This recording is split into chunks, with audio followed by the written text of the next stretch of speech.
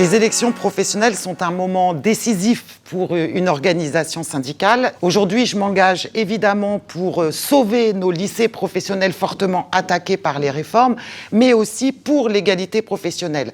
Il faut absolument qu'on obtienne l'égalité professionnelle entre les femmes et les hommes pour que ça devienne aussi une réalité salariale pour toutes les agentes. L'activité syndicale de la FSU est extrêmement riche. D'abord, nous participons à l'organisation des mobilisations sur l'ensemble du territoire, notamment sur des dates importantes que sont le 8 mars et le 25 novembre. Mais notre action ne s'arrête pas là. Nous portons les revendications collectives pour obtenir de nouveaux droits pour l'ensemble des agentes. Et quand on fait avancer le droit des femmes sur le territoire, c'est l'ensemble des droits de tous les agents de la fonction publique qui avancent.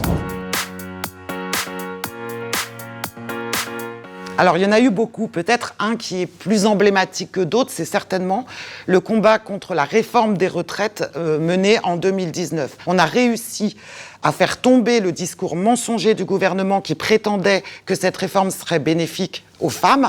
On a monté d'énormes mobilisations avec beaucoup d'inventivité et de dynamisme. Je pense évidemment aux chorégraphies des Rosies d'attaque qui ont participé à ce que beaucoup de femmes entrent dans la mobilisation et à compromettre en réalité la mise en œuvre de cette réforme. Aller voter est extrêmement important puisqu'on va choisir une organisation syndicale qui nous représente réellement. Et pour toutes les femmes de la fonction publique, allez voter FSU parce que nous nous engageons à ce que l'égalité professionnelle ne soit pas qu'un slogan, mais devienne une réalité salariale pour toutes les agentes sur l'ensemble du territoire.